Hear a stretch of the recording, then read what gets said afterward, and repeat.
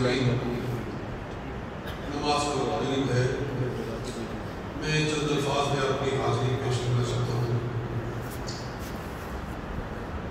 میں نے قرآن پاک کی ایک آیت بارکہ تلاوت کی ہے 24ویں سپارے میں سے سورہ حامیم فصلت میں سے۔ اللہ تعالیٰ ارشاد فرماتا ہے ان الذین قالوا ربنا اللہ، وہ لوگ جنہوں نے کہا کہ ہمارا رب اللہ ہے، ثم استقاموا، پھر اس کے اوپر وہ ڈٹ گئے، پھر وہ اس کے اوپر ڈٹ گئے کہ ہمارا رب اللہ ہے، ہمارا پالنے والا، ہمیں روزی دینے والا، ہماری ساری حاجات کو پورا کرنے والا اللہ ہے۔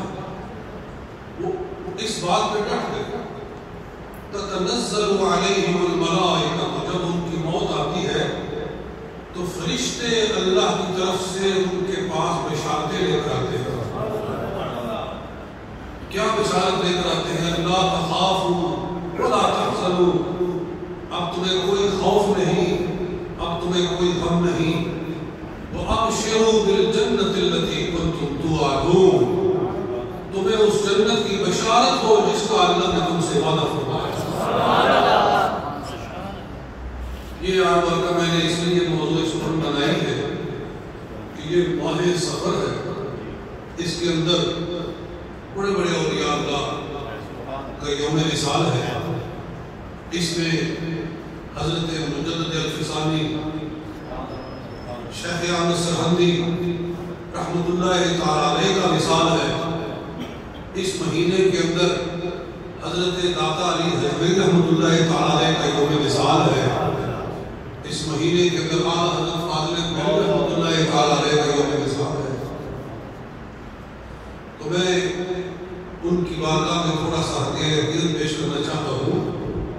یہ وہ نفوس قدسیہ ہیں جو قرآن کی صداقت کی دلیل ہے۔ یہ صداقت قرآن کی دلیل ہے۔ اللہ نے فرمایا الف لام میم ذالک الکتاب لا ریب فیہ، یہ جو عظیم الشان کتاب ہے اس کے اندر کوئی شک کی گنجائش نہیں ہے۔ ھدی للمتقین، یہ پرہیزگاروں کے لیے ہدایت ہے۔ کیا فرمایا اللہ تعالیٰ نے؟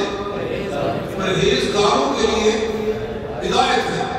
سوال ذہن میں آتا ہے کہ پرہیزگار تو میں نہیں پرہیزگار ہے، یہ کہنا چاہیے تھا کہ یہ گناہگاروں کے لیے ہدایت ہے۔ جی یہ گمراہوں کے لیے ہدایت ہے۔ جو ہے ہی متقین، وہ تو پہلے ہی متقین ہے، ان کے لیے کیا ہدایت ہے؟ تو مفسرین فرماتے ہیں اس کا معنی یہ ہے کہ یہ وہ کتاب ہے جو اس پہ عمل کر لیتا ہے متقین میں شامل ہو جاتا ہے۔ ایسے کہتے ہیں نا کہ یہ ایم اے کی کتاب ہے، اس کا مطلب کیا ہوتا ہے؟ جو اس کو پڑھ لے گا وہ ایم اے پاس ہو جائے گا، ٹھیک ہے نا؟ اسی طرح اللہ تعالیٰ ارشاد فرما رہا ہے ھدی للمتقین، یہ قرآن متقین کے لیے ہدایت ہے، یعنی جو اس پہ عمل کرتا ہے وہ متقین کی صف میں شامل ہو جاتا ہے۔ اگر تم نے دیکھنا ہے کہ قرآن پڑھ کر کیسے کیسے متقین پیدا ہوئے ہیں تو مجدد الفسانی شیخ احمد سرہندی کو دیکھو۔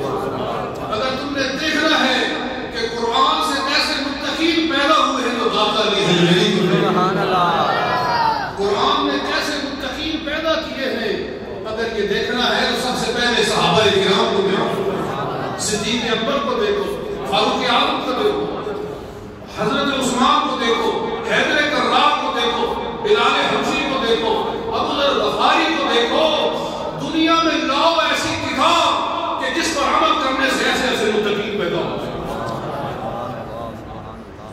تو یہ دلیل ہے قرآن پاک کی، قرآن کی سچائی کی۔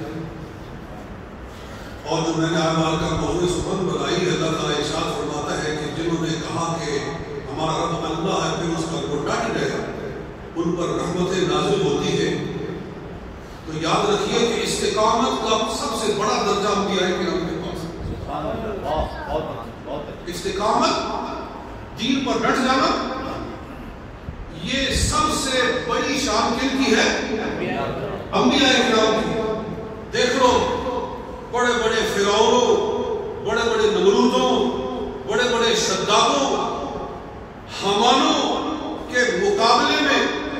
اللہ تعالیٰ نے خالی ہاتھ انبیاء کرام کو بھیجا. ان کے پاس کوئی لشکر نہیں ہے، ان کے پاس کوئی فوج نہیں ہے، ان کے پاس کوئی اسلحہ نہیں ہے، ان کے پاس کوئی مال و دولت نہیں ہے. ہاں اللہ کی حمایت اور توفیق ان کے ساتھ ہے. تو بڑے بڑے نمرودوں کے سروں کو اللہ نے انبیاء کے آگے جھکا دیا، اور اللہ تعالیٰ نے پھر اس امت کے اندر اب انبیاء تو نہیں آنے والے، اب رسول آنے والے نہیں ہیں، مگر وہ کام جو پچھلی امتوں میں اللہ تعالیٰ انبیاء سے لیتا تھا، اس امت میں اللہ تعالیٰ رسول پاک کے درویشوں سے لے رہا. وہ کام جو انبیاء کرتے تھے اس امت کے اندر اولیاء کر رہے ہیں، اس امت کے اندر علماء ربانیین کر رہے ہیں.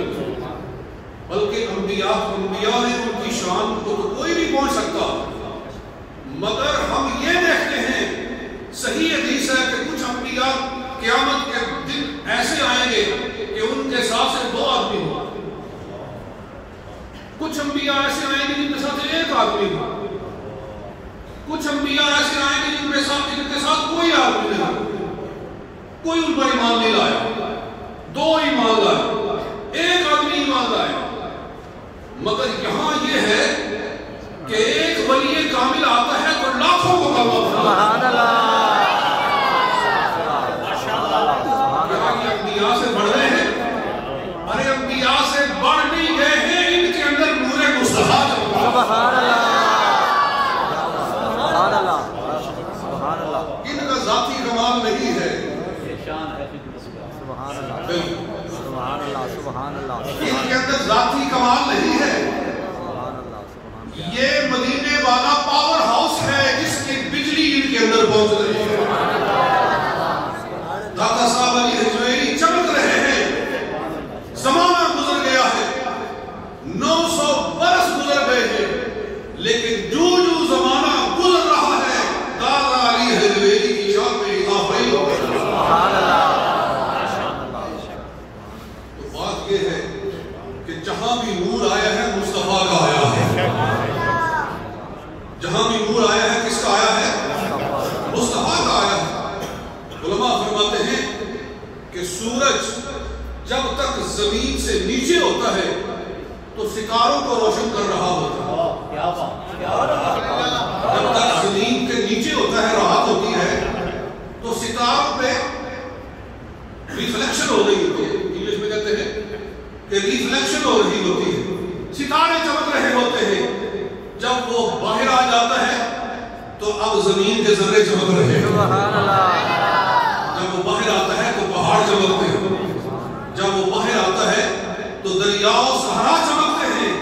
الغرض وہ زمین سے نیچے ہو یا زمین سے اوپر ہو، بہرحال روشنی اس سورج کی ہی ہوتی ہے، کہیں کسی کا نور نہیں ہے.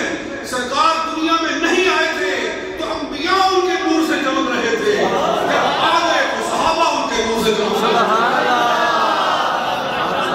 جب وہ آ گئے تو اولیاء اللہ ان کے نور سے چمک رہے تھے.